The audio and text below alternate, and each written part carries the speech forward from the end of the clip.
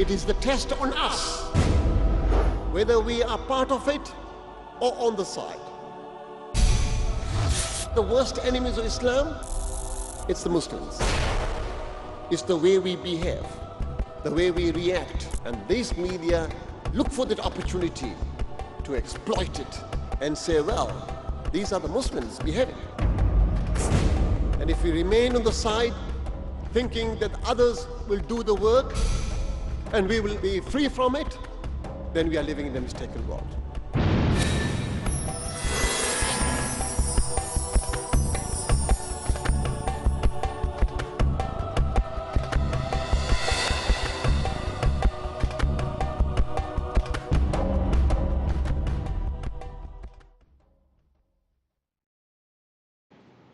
Who are the worst enemies of Islam? It's the Muslims. It's the way we behave, the way we react. And these media look for that opportunity to exploit it and say, well, these are the Muslims behaving. When this campaign was conducted in the UK in 1988 after the publication of this book, it is a unique time in the history of Muslims in Britain where the diverse section of the Muslim community, so with different people of school of thought, different traditions, but we know for a fact that those who follow the Quran and the Sunnah of the Prophet ﷺ happens to be the right group. However, all these groups were invited to come together. And it was indeed a unique experience, seeing all these different groups, heads of the groups, community leaders, activists, all getting together on the table, discussing one simple aspect of the work. How do we go about in ensuring that sacrilege is not acceptable? It was no easy task. But this is the beauty of Islam, that where there is sincerity, where the intention is clear, Allah's help comes in mysterious ways. That campaign, alhamdulillah, brought together this wide range of groups, brought their hearts together, and they realized that in unity lies our strength. And it was that unity that brought together a very dignified, calculated campaign against the book. It also made it clear that we are just not seeking the withdrawal of this book, where the culprit was not just the author, but the publisher. A publisher is a platform that propagates filth. Every individual has got the right to write or say in his own private area. One cannot stop it. But it becomes an issue where the very same words or messages are conveyed to the public at large, where it can be a message of hate, a message that can be hurtful, a message that denigrates or attacks the sacred values of others' beliefs. And here we are talking about people of all religions, because it's very clear. That's why there's a message, clear message in the tradition and in the Holy Quran, that you do not defame people of other faith or other religions. Do not, because if you do, they will then attack you, and that will cause you the pain and hurt. So when we talk about sacrilege, what is good for us is good for others. And we must stick to the principle that such issues of sacrilege, whatever the belief of a person is simply not acceptable. So as I was explaining to you, that this campaign that came about, alhamdulillah, there were many, many results that came out. The small committee that was established, that suddenly brought together such wide groups, had the opportunity to present its case at the heart of the Muslim world. We were invited. For the first time, Muslims from the West were able to participate in the major conference of the Organization of Islamic Conference in Riyadh in 1989. where our delegation presented a memorandum to all the heads of states, all the 56 member states, and said that this issue of sacrilege is so crucial that if the Muslim world were to ignore it, its effect on the world Muslim community would be disastrous. Not only because it's a duty of every Muslim and the Muslim community and the societies and the Muslim countries who have the power to bring that matter down in a proper way. If they were to ignore it, they would be ignoring their own pearls. And Allah makes it very clear that Allah does not need our protection. We need Allah's protection. Islam, the value of Islam does not diminish it by a millionth second in any way. Allah protects its faith. But we are humans and we have a duty towards our faith. The least we could do is follow the principles of Tamaruna bil Ma'ruf, which is clear to show the goodness, to make it clear what is right and to prevent what is wrong. That's a duty that's been bestowed upon each one of us. And that's what we are passing the message. The OIC took that message and a resolution was adopted on the Muqaddasat, first time in 1989. A very mild resolution, but it was a step in the right direction. Since then, every year at the Foreign Ministers Conference or the Islamic Summit, the UK Action Committee on Islamic Affairs that was established in the UK was invited to attend and follow up the resolution.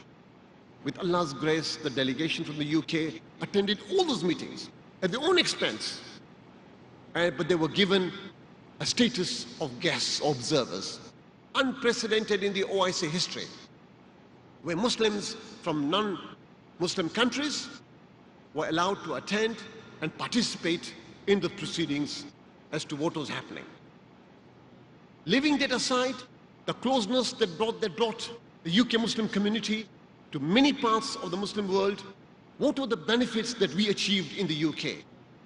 That forum, the UK Action Committee on Islamic Affairs, became the starting point, a rally to establish the first Muslim umbrella body in the UK that was democratically elected and representing the views of the Muslim community. It is, again, a vision, a dream all of us had for years, that when you have a single body that represents a large number of groups, you're more effective. The Muslim community was progressing. Britain has strong links with the Muslim world, historical links. And for years to come, inshallah, the population in Britain of Muslims is going to increase. So for them to ensure that their needs are addressed well, you need a powerful body. And it was this body that came in, the first umbrella body, the Muslim Council of Britain. Through that initial fora, where we brought in these different schools of thoughts, imagine, dealing with one issue, the issue of sacrilege, the issue of protection, the integrity, the respect of the Prophet ﷺ in a dignified manner, enable us to form a body that were to deal with other issues as well. Issues of education, issues of halal food. It highlighted, that campaign highlighted in 1988 that the Muslim community in Britain were treated as second-class citizens. They did not have the same rights as other communities, as people of Christian faith, as people of Jewish faith. They were treated as racial groups. The communities in Britain in the early 19th and early 20th century were treated as blacks and whites. There were no third community. So all of us who were not whites were blacks. Then in the 60s and 70s, they realized, no, that there are people of brown color as well. So they have to be called Asians. So now we had what? The blacks, the Asians, and the white community all together. Asians because of the color of the skin, were all together, irrespective of what faith you came from. The difficulty was then that our identity, which is primarily of a faith identity of a Muslim, was never recognized. And that meant that the issues concerning us, like the issues of incitement to religious hatred, religious discrimination, was never recognized. A classic example, a sister wearing hijab, looking for employment, can be refused. Oh, you're a Muslim, I don't want to employ you. There's nothing in law we could do.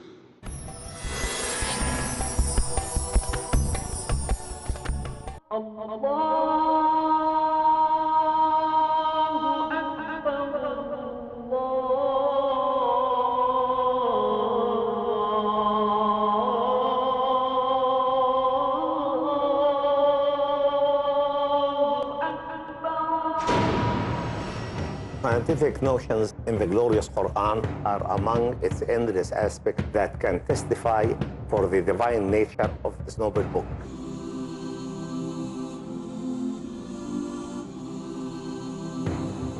These scientific notions are probably the best addressed to the people of our time. I am Zaghlul al-Najjar. Please join me in this program to discuss some aspects of the scientific notions in the glorious Quran. سنريهم آياتنا في الآفاق وفي أنفسهم حتى يتبين لهم أنه الحق. He created the universe. Appreciate the word-to-word authenticity of scientific notions and proven facts mentioned in the glorious Quran 1400 years ago in Scientific Notions in the Glorious Quran. Tomorrow at 8 p.m. and repeat telecast at 8:30 a.m. India on Peace TV.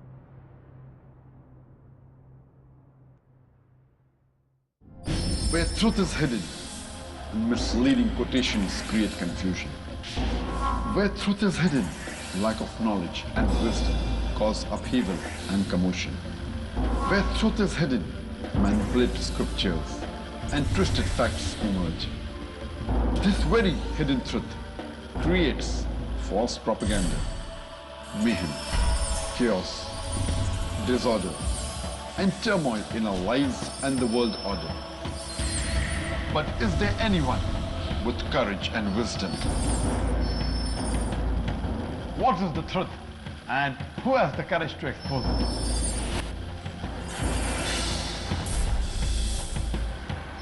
Because it's your right to know the truth.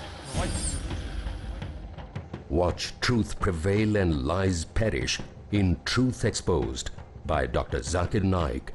Every Sunday to Friday at 9 p.m. and repeat telecast at 7:30 a.m. India on Peace TV.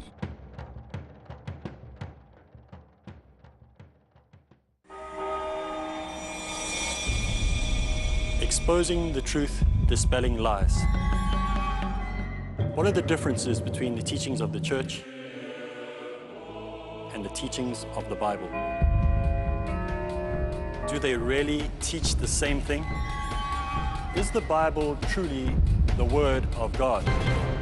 For a comparative study of truth, join me, Arib Islam, only on Peace TV. Join Arib Islam in comparative study every Wednesday at 3:30 p.m. and repeat telecast at 2 a.m. India on Peace TV.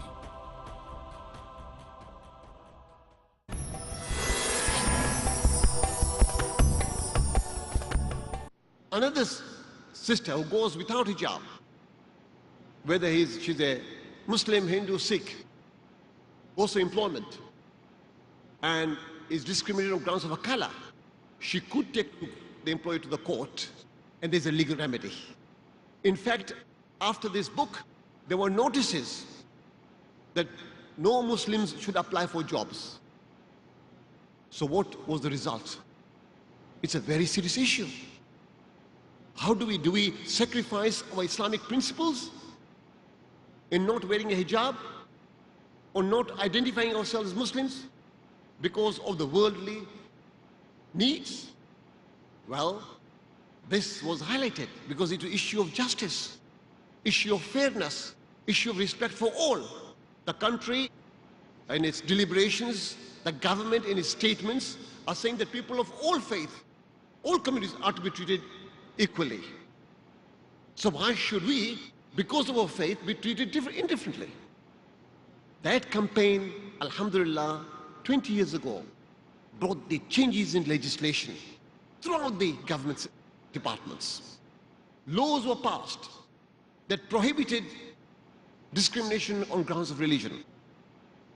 So our sisters could proudly now wear hijab and seek employment.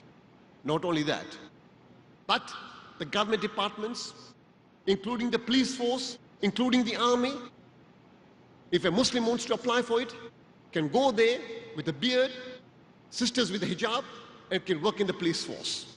A uniform was created for them. Not only that, but hospitals and schools across the country will need to provide halal food to meet the needs of the Muslim community. Most important of all, when the census comes every 10 years, when we have to tick in the box who we are. Previously we were black or white. Then they changed it, black, white and Asian.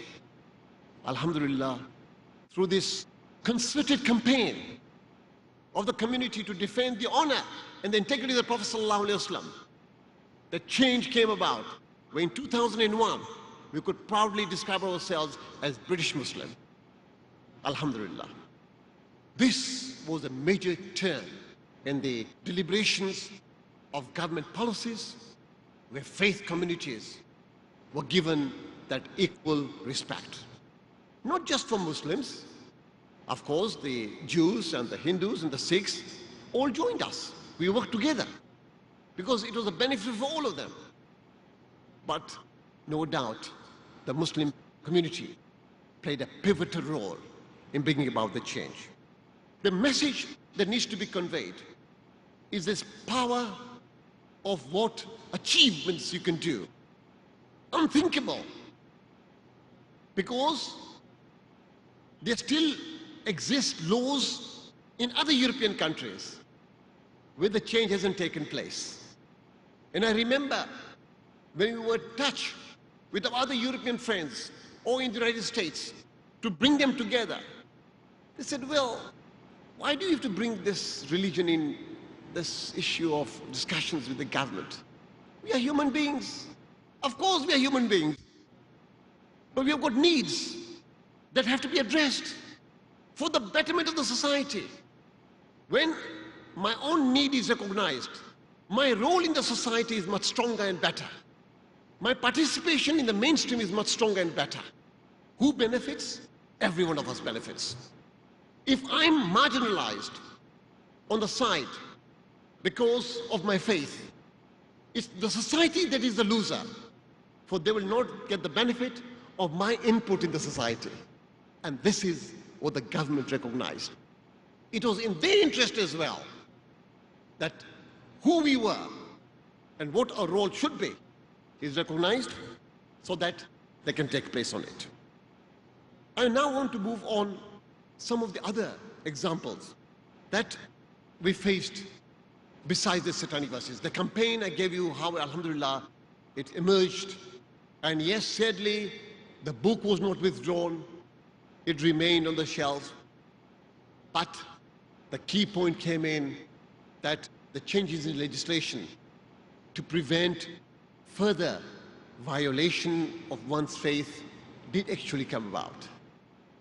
Only 2 years ago, the first issue about the law on religious discrimination was passed, came through. But there was other important legislation that came in, and that was the issue of incitement to religious hatred. You don't incite a community because by inciting a community you're committing a crime. And only 2 years ago that legislation was passed where it became illegal to incite hatred on grounds of religion. More recently, we had the Danish cartoon affairs in 2005. Again, were you well aware, there's this Danish daily, Posten, printed 12 cartoons of our beloved Prophet, peace be upon him, and these included various ridiculing caricatures of the Prophet. Suffice to say that the images did not reflect any single positive aspect of Islam, but rather played on the worst possible stereotypes of its religions. And its Prophet was depicted as women-hating, violent, and suicidal. Once again, that body that was set up, the Muslim Council of Britain, took it up in calling Muslims to keep their protests within the law, for it was a deliberate provocation for us to behave in such a manner that they would then pass the burden on us, on the Muslim community, that look, what a violent group they are. They are the culprits, they instigate the problems, but when we react in a wrong manner, then of course the blame falls on us. Inevitably, there were some elements within the community who exploited the current crisis. And this, of course, provoked negative or the extreme reactions amongst Muslims. And when this results in loss of lives, whoever is behind it, it is a wrong must remain a wrong. There cannot be justification for any killing whatsoever, because there are laws that need to take into account. And this is the message that we had to give all the time. And there will be always elements that would want to exploit the genuine sense of anguish and hurt amongst British Muslims about the manner in which the Prophet had been vilified to pursue their own mischievous agenda.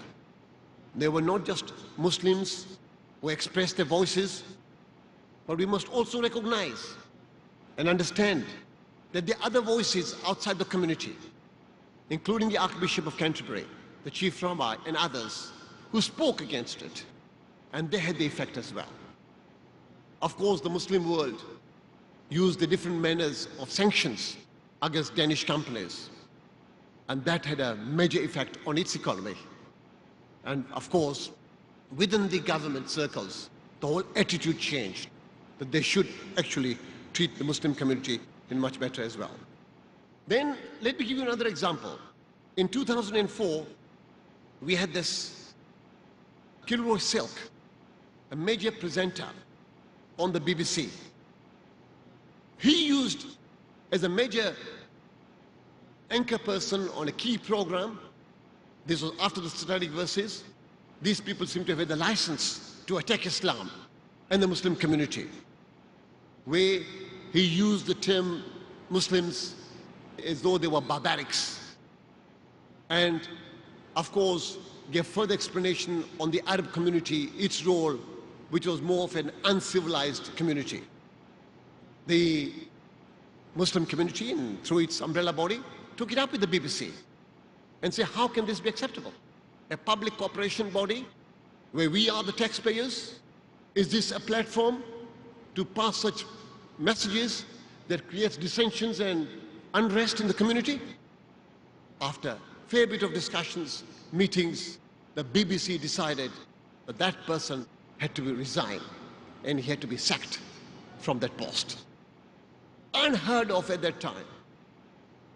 The senior BBC presenter, because of his language that he had applied, was wrong.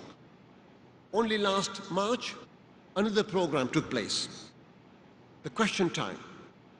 And this, where the former editor of the Daily Telegraph, Charles Moore, referred to the Muslim Council of Britain and said that is actually a good thing, even an Islamic thing, referring to the Muslim Council of Britain, saying that to kill or kidnap British soldiers, and that is the mainstream organization, and I've tried it several times, and that issue runs through. He gave a clear inference as though the Muslim community was advocating killing of British soldiers. Now, Of course, a very dangerous statement. And we were in the UK, how could the Muslim community be treated differently? This matter was taken up with the BBC again through the courts. Finally, the BBC conceded and gave damages to the Muslim Council. Derogatory remarks and an apology was given to us.